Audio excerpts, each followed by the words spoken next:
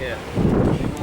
Been days. What happened? You found it? I did. So it was just upstairs. We left it down the road. How's it going, Steve? Yeah, good. How was your drive down? Uneventful. Uneventful, that's awesome. Which is probably the best thing you can say about driving an electric car from Auckland to Wellington. Yeah, and did you have any charge stops along the way? Just one, just in Taupo. Okay. For less than 4 hours actually. And where did you charge there? At Mighty River Power. Oh, right. Three-phase socket. I didn't know that. Yeah. Well, that's awesome. It's not public. Yeah. It's it's really. You have to be in the know. It's for their own fleet to use. But, Okay. Well, it's good to know that they have a fleet like They have that. it there, and they did me a favour, and I plugged in, and 3.5 hours in Taupo. Awesome. Yeah. And it's nice there. It is. I mean, Did you go to the AC bars at all there? No, Swimming pool? we just did some supermarket shopping. Yeah. And Yeah. had a nice lie down in the park. And you're heading on to the ferry today? Tonight. What Yeah. time are you going? Well, we get to board, I think it's 11 o'clock for the overnight ferry. Oh, right, okay. So And- that leaves at 2:30 in the morning, and we get into Picton about 6 a.m. and Yeah. then from there drive straight to Christchurch Yeah. for e-velocity. And how did you find the marvellous charging facilities in Wellington? How did you find it? Well, First. I certainly wasn't able to charge in the CBD. Yeah. There's not, I could, I suppose, find the power point, but I would have been there all day. You didn't go to the Z station? No, because that's really a very, very low power connection. Oh, okay, you wanted something a bit more grunt. Basically, that's just a trickle charge. Yeah. Yeah, so I had a friend hooked me up, found a three-phase outlet over in Avalon. Okay. I plugged in there. So what kind of three-phase outlets do people need to have? I know you mentioned it. Well, because I made up the charge cord, Yeah. it could be any socket, but in this particular case, it's the standard. This is the standard Australasian 56 series.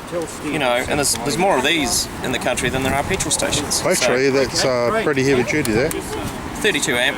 Yep. Yeah. You'll find it in a lot of data centres, actually. Funny enough. Yeah, that's right. And industrial places So where they've they're got not- big equipment. Not uncommon. Yeah. And then I have used this little box to adapt it to feed the car. Yeah, to the Tesla plug. UPS plug. This is the standard, the European standard for charging. Oh, is that a Chermo? No. Oh. Chatamo's Japanese. Okay. So this is a Menikes. Minicus. 62196, which Right. colloquially is known as Type 2. Type 2. Yeah. Right. Okay, and I heard Dee told me that you were working on some kind of charging system for the Leaf to make it charge faster. Oh yeah, I've got a little unit that does that. It's just a little booster that goes under the hood. Oh yeah. Yeah, and it supplements the onboard charger, so you can draw 30 amps from the mains. Okay. If you can find a charging station that'll provide it. Yeah. So it wouldn't help over at Z, Yeah, no. but it would help if you found an actual real charging station, Okay. of which there are. Not many, if any.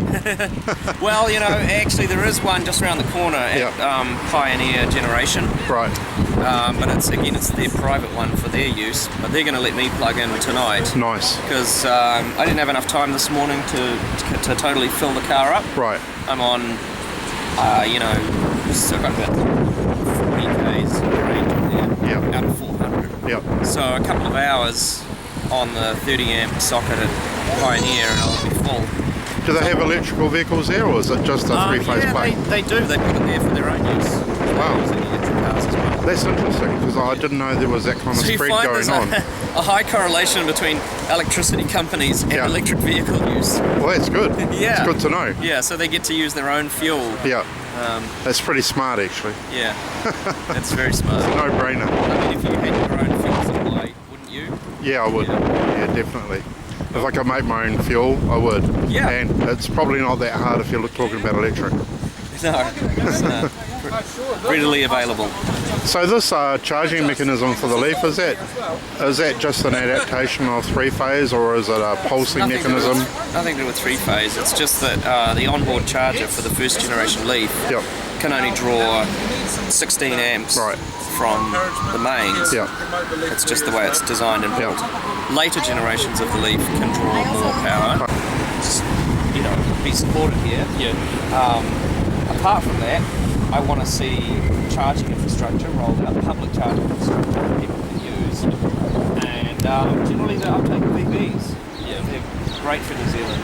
Yeah. They have awesome, mostly renewable. we have an awesome power grid, lots of renewable electricity generation. It's totally suited to New Zealand and get us off our oil addiction. It should be the government.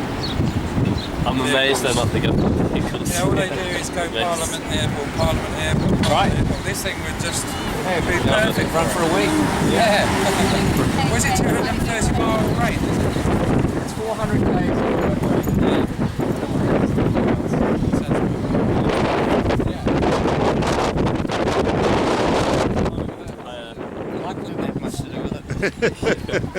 Again, where I'm at right now, the conditions are terrible, and I wouldn't buy enough to really have it.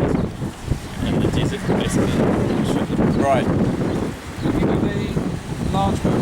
Yeah, that's 21. 21s. Are you doing some? Oh no!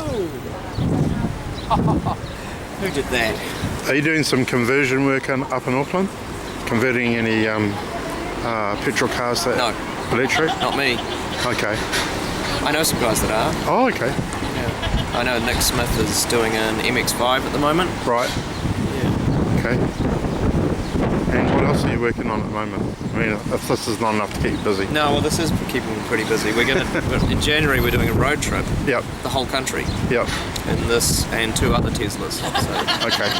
3 Teslas going from Cape Reinga to the Bluff. Right. Who's the third one? I know the second one.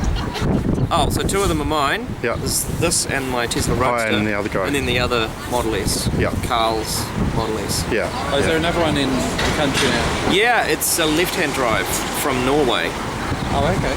and it's just going to should be out of customs today. So I thought you weren't allowed to import left-hand drive cars. This, they have 500, they allow 500 in per year. Oh, okay. But that 500's been used up this year, so he's got a 12-month temporary exemption.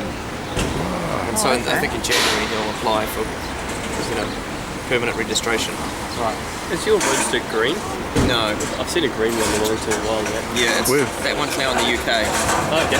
Is it? Yeah, Ian Miranda.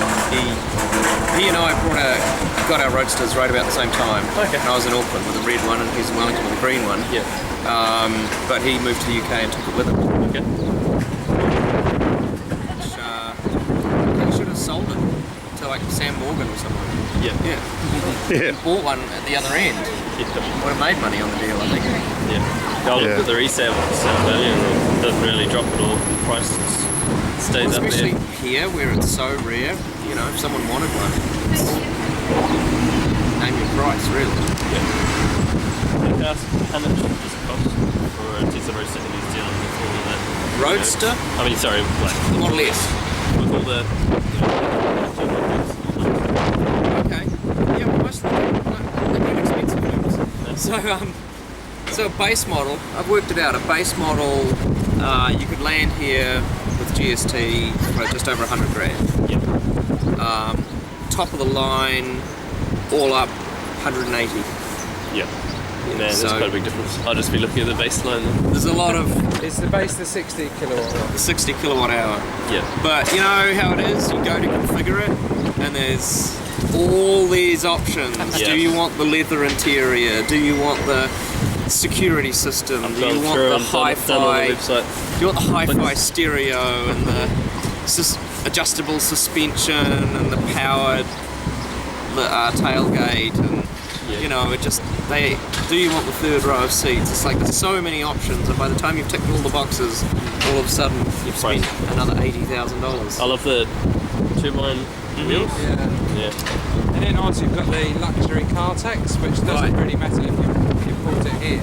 Well, it does. If you buy it in Australia, you've got to pay that tax. You can't claim it There's back. no refund. Oh, really? for LCT. That's killed that one then. Yeah. So back to the UK it is then. Well, and, you know, unless Tesla Australia cooperate and don't actually register it in Australia first, and because I believe it's at the point of registration is when you have to pay the tax. Yeah, well hopefully it'll just be But don't quote me on that. I'm not an expert in Australian tax law. although they are getting rid of the LCT soon apparently. Are they? Well, that would help. Yeah, Because it's there. 20% or something It's ridiculous. 30%. 30? That's true. Yes. Ouch. And it's 30% of the value over a certain amount. Mind you, reading on the Australian